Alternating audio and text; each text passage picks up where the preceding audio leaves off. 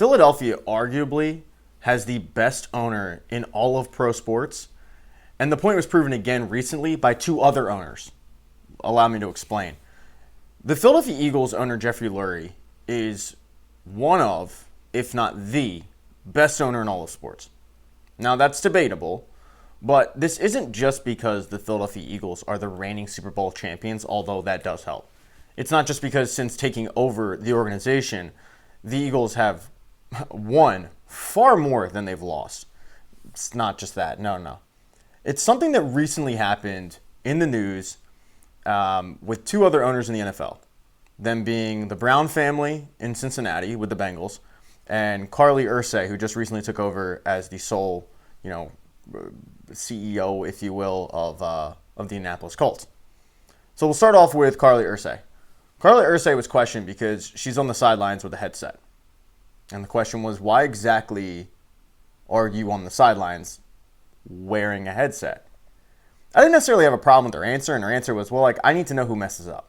If a play isn't executed, I need to know if it actually was the fact that the wide receiver wasn't running the right route, or if that's just being told to me by the coaches because they want to cover their own ass. You know what? Okay, fine. I don't hate the answer, but it's a little bit of meddling. A little bit. Like if you're a coach, do you really want to look over and you see your OC and your DC, and then you've got the owner sitting there taking notes, jotting everything down? I certainly would not. Then you've got the Brown family, the owner of the Bengals, who just watched their first round pick leave training camp. I'm sorry, it wasn't training camp. It was OTA, whatever you want to call it now. But he left. He packed up his bags and he said, I'm out of here. And why? Because he doesn't have a contract. This isn't 2004, by the way. It's 2025. The days of, these rookies coming in and doing these ridiculously insane contracts where they suddenly are the highest paid player in the team are no more, because you basically have, a scale of, okay, you're drafted here. This is what you will play for. And then it's just a matter of couple of things, couple of minor details. But the Bengals always find a way to make these minor details a big deal. It seems like every year the Bengals are in this similar situation with star players, with draft picks, whatever, where they're nickel and diming these guys to death, where they're sitting there and haggling so much, where they're squeezing a quarter to the point where the Eagle craps out a dime. And it had me as an Eagles fan appreciative of the job that Jeffrey Lurie does. I think it's so difficult in pro sports as an owner to just take a step back and go, you know what, I'm not going to meddle. Because, hand up, if I was the owner of a team, I'd be meddling. I would be that guy that would think I knew more, that would think that I could help the team with my knowledge, even though it probably couldn't. Man, I would be making the tough decisions. So the fact that Jeffrey Lurie isn't on the sidelines wearing a headset, all right, great. But there's only one owner doing that, and that's Carly Ursay. So that might be a little bit of a ridiculous comparison. But take Arthur Blank for the Falcons. He has a weekly meeting with his head coach, where he has to have, questions and answers. Why did you do this? Why'd you do that? And it's like, as a coach, yeah, you're going to take the job because it's one of the 32, but that's got to be super annoying. And he's on the sidelines. We all know the situation of Dallas with Jerry Jones. It's difficult because if you're an owner of an NFL team, you want to be known, but you don't want to be known. You basically want to have the ability to hire people to know what they're doing and to take a step back. And a lot of them don't. Because while they've succeeded in businesses that allow them to have the money to purchase an NFL team, now they're in a situation where they want to be the best of the billionaires. It's a billionaires boys club. And they want to show that they know more than everybody else, so what do? They end up getting involved.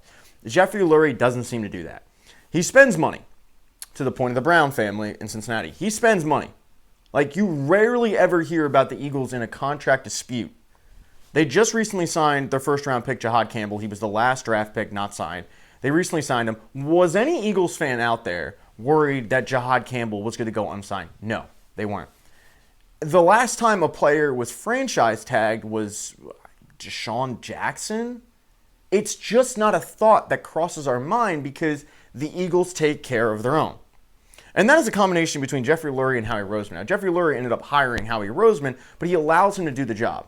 And this doesn't mean that Jeffrey Lurie isn't involved in some capacity. He's not a hands-off owner. He will go to the combine. He will sit there and watch evaluations, and he'll go through interviews and all of that. But I don't get the sense that Jeffrey Lurie is meddling to the point where it is a detriment to the organization, where a lot of GMs and a lot of owners, like it is. If you're a GM and you want to take this player, but you've got the owner sitting there going, no, I think we're going to take that player, it ends up putting your franchise back at times. There's a famous story about the Detroit Lions when Steve Mariucci was the head coach, and he wanted to take, I think it was DeMarcus Ware out of Troy. He was circling him on the book right there. Okay, we're going to take this guy for our defense. And it was Ziggy, no, was it Ziggy Wolf? I think it was Ziggy Wolf's kid, whoever the owner of the Detroit Lions at the time was. It was his son who said, yeah. But what if we take Mike Williams, the wide receiver for USC? What if we take him? And then all of a sudden, Steve Mariucci looks over and sees the owner's face, and he went, oh crap. And next thing you know, they end up taking their third wide receiver in 3 straight years, and Steve Mariucci has to be the one to go, I'm really excited, when he wasn't. The fact that Jeffrey Lurie takes a step back, he allows the people that he hires to just do their job and do it correctly, and he doesn't sit there and pinch pennies because he is a guy that realizes that if the team is successful, he will make more money. That is something that I think the Bengals have failed to recognize this entire time, that the Brown family has owned them. And I keep thinking back to the year that they were on Hard Knocks, where they were in a contract dispute with their 6th overall pick, Andre Smith. And it's a prime example of how this organization probably won't ever win because of situations like, we're just going to nickel and dime and nickel and dime. What you end up doing is you end up eventually coming to an agreement with the player, but you end up pissing them off so much that do they even want to be there? Or do they just go, you know what, I'm just tired of this, trade me. You rarely ever hear that in Philadelphia. When was the last time a Philadelphia player said, you know what, trade me? Yeah, there was a contract dispute with Hassan Reddick. Did he request a trade? I don't think so. I think it was the Eagles just going like, you know what, the juice isn't worth the squeeze in this. We're just gonna usher you out. We're gonna trade you. You rarely ever hear about disgruntled players with the Eagles. You always hear it's a gold standard, and I don't think we take it. I don't think we realize it in Philadelphia how lucky we are to have this owner as the Eagles owner. And it's not just him, by the way. I've done whole things about, when I was on the air, I did a whole thing about how Philadelphia actually has one of the best ownership cores in all of sports, and I can do that later. But yeah, Jeffrey Lurie, I think, deserves a lot of credit, and I think it jumped out once again this week with the story about Carly Ursay and with the Brown family watching their first-round pick go home because they somehow find a way to make an easy situation difficult as they pinch pennies, and they once again won't win. This is the part of the video where I ask you guys to hit the buttons. You know the buttons. Subscribe is the most important. Hit thumbs up, thumbs down, whatever. I don't know. But yeah, go Birds. What a weekend for the Philadelphia Phillies as they get swept by the Pittsburgh Pirates. Calm down. Resist the urge to panic. You want to, I can see. You want to panic. You want to sit there and sound the alarms. You want to do what everybody else is doing, whether it be on Twitter, YouTube, sports radio, print, blogs. You want to panic. Don't do it. Resist that urge. Because I've watched a lot of baseball in my life, and if there's one thing I'm confident about, it's the fact that none of it's going to matter. The Phillies will right the ship. They will be fine. That I am so confident about. They have way too much talent on this team to not right the ship. They will be fine. RELAX. Relax. Because all of those people out there that are sounding the alarms, that are freaking out, that are losing their shit because the Phillies are 1-9 in their last 10, they were on a 5-game losing streak. All those people will be back here next year. doing the same thing. Might not be this exact time, but they'll be back. You know how I know? Because they were doing it last year and the year before. I feel like this is like an evergreen video with me at this point where I come on and I say like, hey, there's really nothing to panic about. You got to chill out. Maybe the subject matter changes, whether it be Alec Bohm. It was one of my first videos I think I did was like Alec Bohm, like, hey, everybody's losing their shit about Alec Bohm. Relax, he'll be fine. He's fine. Is he a world beater? Is he an all-star? No, but he's fine. And it dawned on me, and I need to thank Mark Zuckerberg for this, because this was like my eureka moment. This was my epiphany.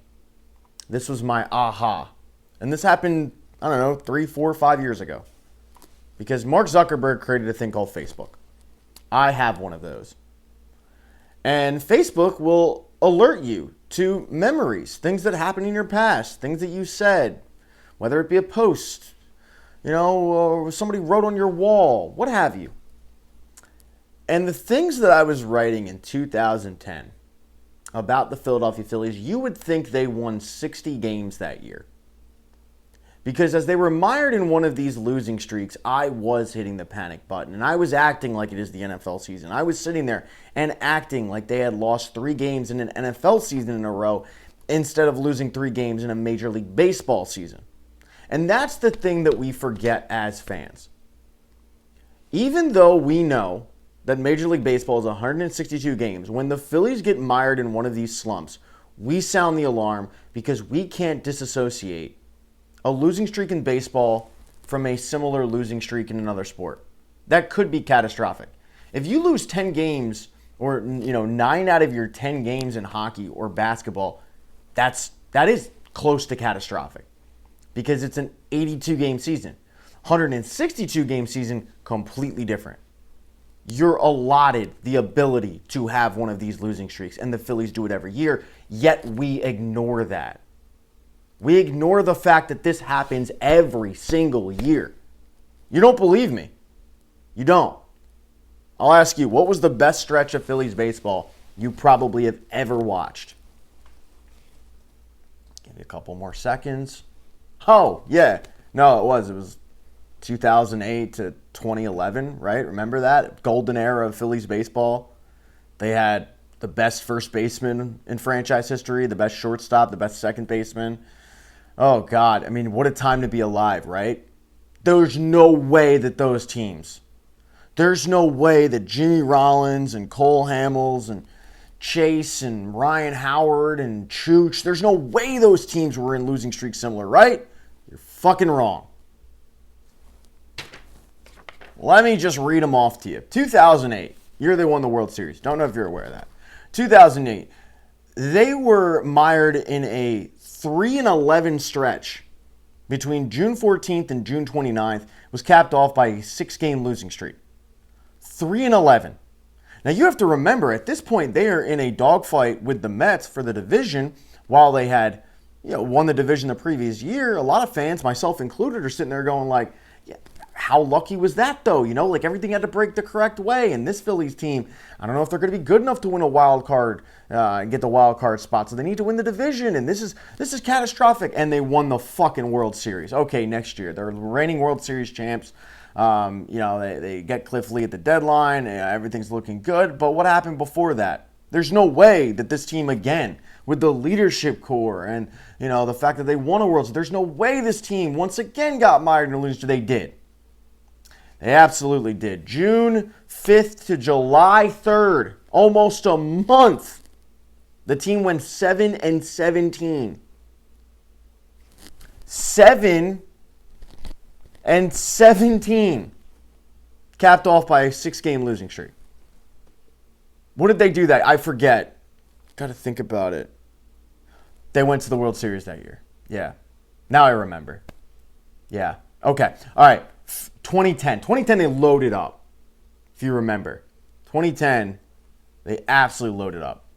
Because they got, the 3 aces, and then they got a 4th ace in there. And there's no way that pitching rotation and the leadership once again and those players, there's no way they hit a snag, right? Wrong. July 15th to July 22nd, they were 1-6, 4-game losing streak. Not nearly as bad as previous years, no doubt, but still, 1-6. You don't think Phillies fans were sounding the alarm? They were. Okay, 2011, probably the best team I've ever witnessed.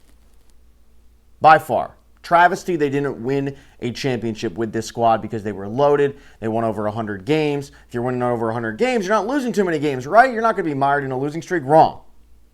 They were. September 11th to September 25th, they went 4-12. 4-12. Capped off by an 8-game losing streak. Now, you could be going, well, Pat, I mean, they clinched a division at that point. Who were they even playing? No. We all know the talking point during that losing stretch between September 11th and September 25th when they went 4-12. The talking point amongst Phillies fans is, oh my God, you can't go into the playoffs like this. I know the team's really good and everything, but they're losing a lot of baseball games. You can't go into the playoffs riding an 8-game losing streak. And unfortunately, they end up hitting a hot Cardinals team in a best-of-3 series. They end up losing. But that's the talking point. That team lost 8 in a row, including games to the Nationals. All right, that was years ago, right? New game, baseball, sped up, things have changed. Okay, what about 2022? The most recent World Series trip. You know, magical season. What happened there? Well, you've got 2 you can choose from. I'll let you decide. July 10th to July 27th, they went 4-8, capped off by a 4-game losing streak. Does that compare to the beginning of the season in April, when from April 10th to April 24th, they went 4-10 with a 4-game losing streak? 4-10. 4-8, 4-10. This happens every year. Every year, your baseball team is going to get mired in a stretch where they look like they can't hit anything, where they can't buy a win, where if their pitcher goes out there and throws a no-hitter, then your team isn't putting up any runs, it's going into the extras and your bullpen's blowing it. This happens every year. And yet every year, we forget. And every year, we sound the alarms and we say, oh my God, you got to do something. And we turn into that gif, poking the animal. Do something. Here, how about you do something? How about you not panic for once? How about you realize this is baseball? That every single team is going to be in one of these. They're going to be mired in one of these stretches. I am uber confident that in a month from now, in 2 months from now, we could laugh about this, but we won't because we choose to forget. And that's the problem. Everybody out there that you're listening to, that you're reading, that is sounding the panic button, that's smashing that panic button, sounding the alarms, screaming from the rooftops, oh my God, this team, you're not going to be able to fix it, all the holes. You know what they're going to be doing in a year from now? They're going to be back. The first sign of danger, this is what we do. Look inward. Fix yourself. This is laughable. Happens every year. Thank you for watching. Hit the buttons. You know which ones. I need subscribers.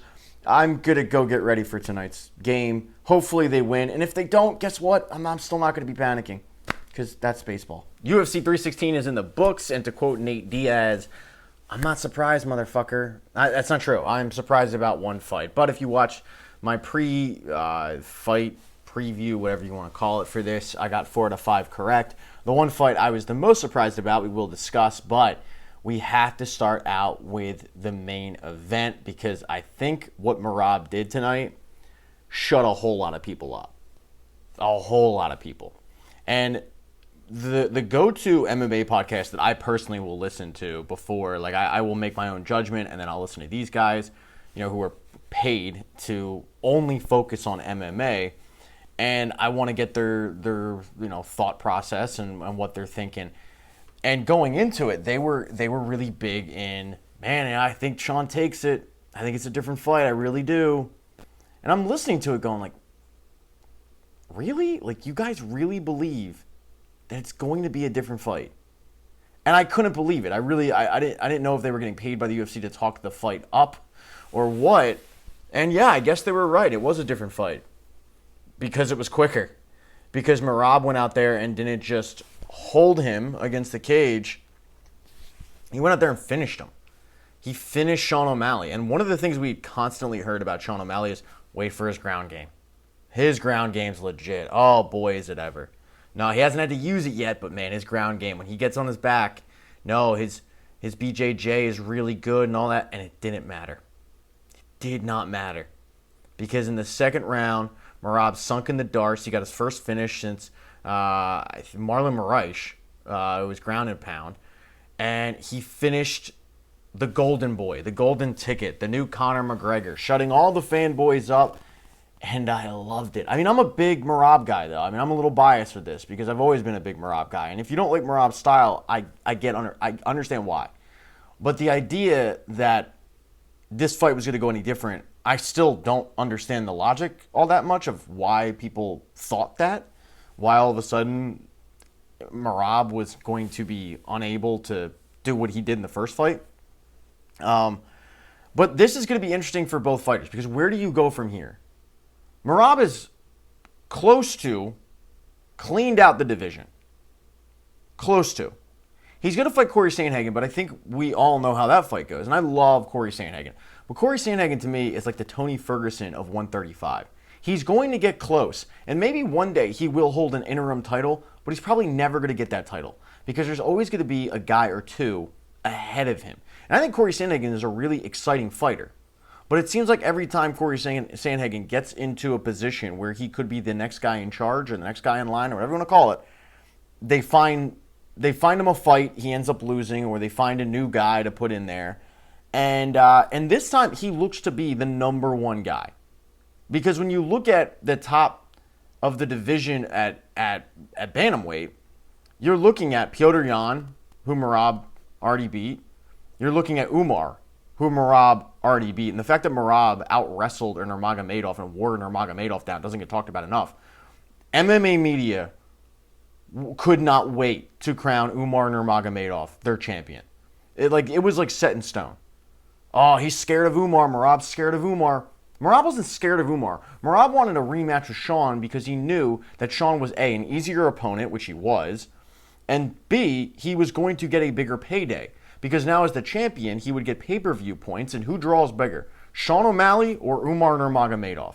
You know, I mean, it was just like the juice wasn't worth the squeeze, but fine. You want me to fight Umar? I'll fight Umar, and I'll maul him just like I've done with everybody else. And that's what he did. All right, so you're looking next. Well, Corey Sandhagen is the next guy. He's the one guy that Merab hasn't fought, but I don't see that fight going any different. So you're getting to a point where Merab is pretty close to clearing out this division because after that, Song Yadong, like Chito Vera, Who's the next guy? Merab is a mauler. The nickname could not be any more apt for a fighter. And I just don't see any of these guys coming in and taking the belt off of him. Now, on the flip side, where does Sean O'Malley go? You know, this fight didn't make any sense to me when it was announced, other than the fact that the UFC wanted an easy payday. To not give Sean O'Malley another fight was ridiculous. You could have made a 5-round co-main event.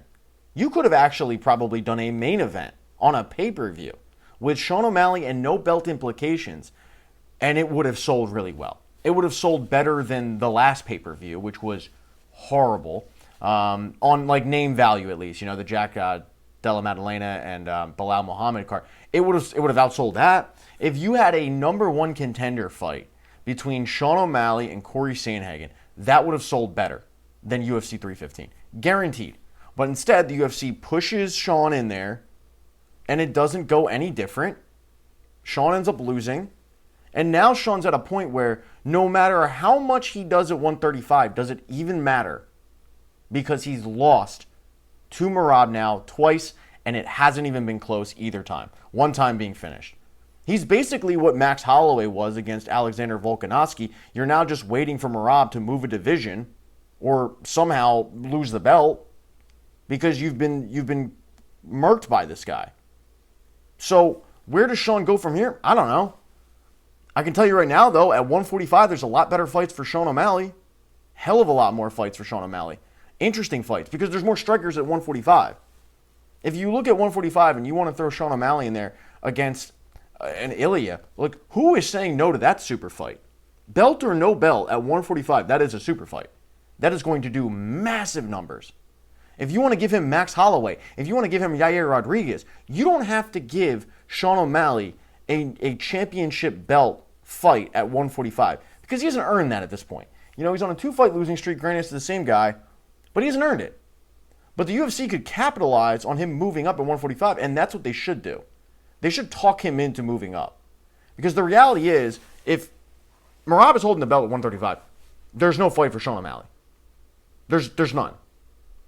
Is Sean O'Malley going to rematch Petr Yan? Like, I wish he would. I wish the UFC would have given him Petr Yan again. Because I think he lost that fight to Petr Yan. Give me 5 rounds of that fight.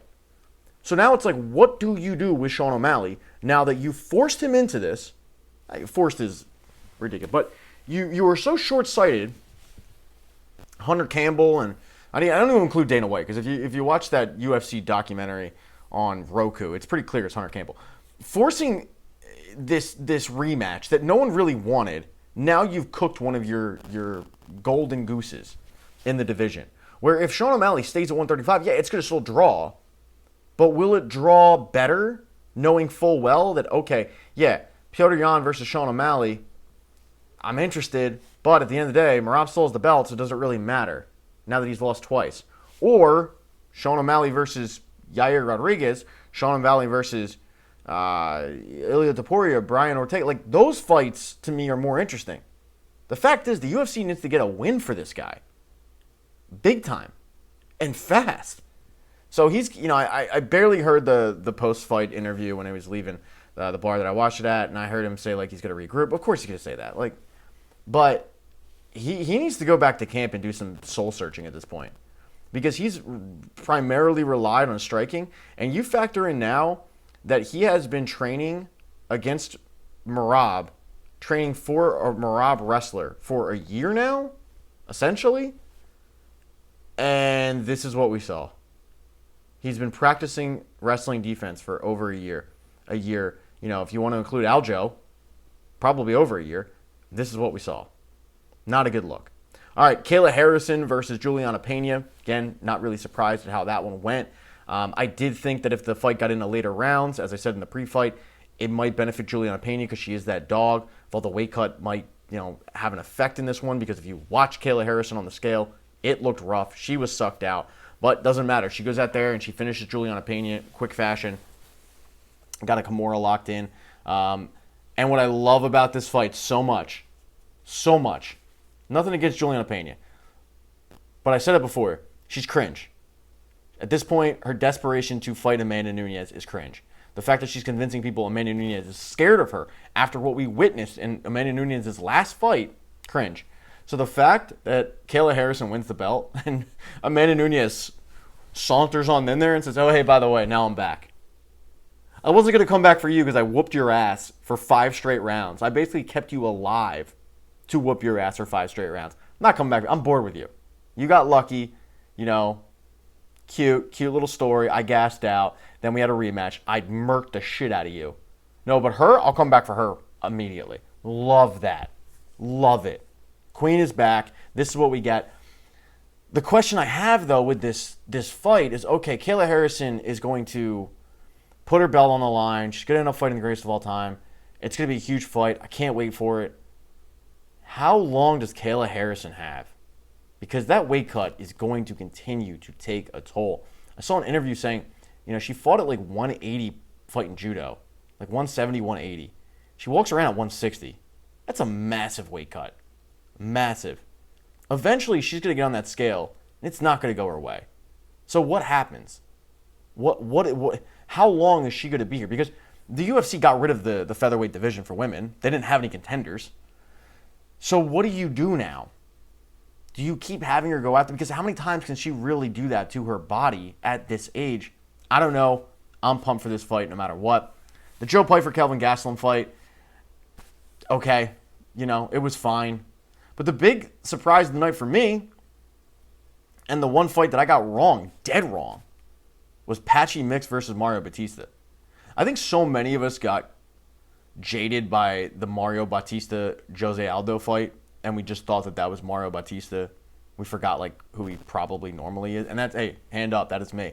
I also probably overthought the patchy mix coming in, former champion of Bellator, blah, blah, blah.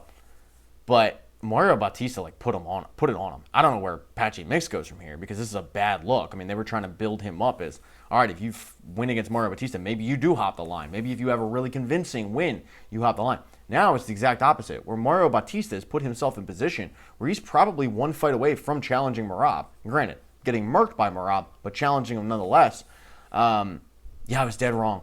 Dead wrong on it. I put my hand up. Not a good look for former other organization champions coming in. Horiguchi, I believe, is set to fight coming up. I forget who. Hit casual alert in the comment section. But, yeah, you look at some of these guys that have come in recently and not fared well, and it just continues to prove why the UFC is the gold standard when it comes to mixed martial arts. And then Kevin Holland, I'll tell you, I'm not overly surprised at how the fight ended in terms of Kevin Holland getting the finish. I got to give this guy more credit in terms of, like, the finishes. It's been a long time since Kevin Holland had knocked somebody out or TKO'd him or whatever. He's become a guy that's, like, finishing people with submissions. And I think this is his three out of his last 4 wins have become via submission. It's a guy that's really worked on his ground game a lot. Obviously, when he came up, he was a knockout artist. Then he started getting mauled by, I think, Derek Brunson was the fight that really opened a lot of people's eyes as to, like, oh boy, there's some holes in this game. And to his credit, he went and he worked. He worked with Daniel Cormier, American Kickboxing Academy. He's worked on that ground game. It still isn't perfect. I would love to see a Stephen Wonderboy Thompson rematch because obviously Kevin Holland broke his hand in that fight in the first round, and it definitely altered his course. But yeah, I want to see more of Kevin Holland. The best part about Kevin Holland is you will see more of Kevin Holland because unlike some of these guys, he fights. He's not Bo Nickel, who will take 8 months off. Kevin Holland will be back in like 3 months. And since he actually finished this one fairly quickly, he might be back in 2 months. Kevin Holland is just game bred. He's just ready to go. Again, unlike fraud check Bo Nickel. So there you have it. There is your UFC 316 post-fight show-ish, whatever you want to call this. Let me check real quick, actually, what 317 is looking like. You know, I always try to, like, just keep this thing streamlined, and then Bing.com acts up. And I just got to the point where I had to stop it. Had to. UFC 317, later this month, we are headlined by Charles Oliveira versus Ilia Topuria. I see that's a fight that I like a lot. Now, look, it's for the vacant lightweight championship. Oh, okay. Like, fine. You didn't have to put the vacant. You could have just made this a fight. That's the one thing about the UFC I don't like anymore is they, because of this ESPN deal, which thank God is ending and hopefully they'll like get a better one, but because of this ESPN deal, it's like every pay-per-view has to have a belt attached unless it's a Conor pay-per-view. And I don't think you need, like, I don't need a fake belt. I don't need a vacant lightweight championship. And then we unify it. Because I think we're seeing what happened with the heavyweight division. You had a vacant, an interim in Tom Aspinall, and then he like is the champion, but then you got John Jones, and it's a shit show. It's an absolute shit show. Then you've got Alexander Pantoja against Kai Kara France. Obviously, that fight on itself is probably not going to sell a lot of pay-per-views, so what do? They put it the co-main event. You could have, though. Like, I would have taken that over Bilal versus JDM. On paper, I would have taken it. But they probably won't have a lot of flyweights ever headline a card again, unless it's 301. Then you have Paulo Costa versus Roman Kopylov. Okay, I mean, that does nothing for me. Neither of these guys, I don't look at either of these guys as like contenders at 185, really. I mean, I guess Kopylov maybe, but that just seems like a filler fight. I think Paulo Costa's days are done as a true contender. Same thing with Justin Tafa versus Jonte. What's this dude's name? Jonte Denise. That's how bad the heavyweight division is. And the fact that this fight, I can tell you right now, I have not looked at this whole card. I have not. Once again, hand up. You can comment casual. But I guarantee this is a main card fight. This is what you're paying for. $80, you're paying $20 for that. And I will likely say the same thing when I do a pre-fight video in like 3 weeks. I guarantee if I scroll down, I'll find a better fight than this. Than two guys right here And Jonte Denise versus Justin Taffa. 7-5 Justin Taffa. And they're on the card. They're on the main card. Why? Heavyweights. We don't, stop. We don't need that. I mean, and the fact that they're in front of Moicano versus Dariush, get fucked. Hunter, come on. Really? Who's clamoring for Justin Taffa fights on a main card? All right, so let's see. All right, I'll tell you right now. The headlining fight, the headlining prelim fight, I would put above this fight immediately. Manel Kape versus Brandon Royval. Give me that all day. Give me the flyweights. Flyweights rule. They're awesome. They always put on exciting fights. I guarantee that fight will be better than the Justin Taffa fight. Anything else? I'll take Viviana Araujo versus Tracy Cortez. I'll take it. I'll take that over that. Yeah, okay. Jack Hermanson versus RoboCop, Gregory Rodriguez. Okay, I'll take that. Because at least Gregory Rodriguez could maybe eke his way into a title contention. But on the same flip side, you've already got the Coppola fight, so you're not going to put 2 fights at 185. I get that, fine. So I just found 2 fights, essentially, that I would take over this horrible heavyweight fight. I'll do a pre-fight show. I'm probably not going to say much different when I do, though. Anyway, you guys know where the buttons are to subscribe, to like, to dislike, comment, all that good stuff. Subscribing would be really appreciated because I do need subscribers right now. I'll be frank with you. YouTube makes you have 1,000 subscribers.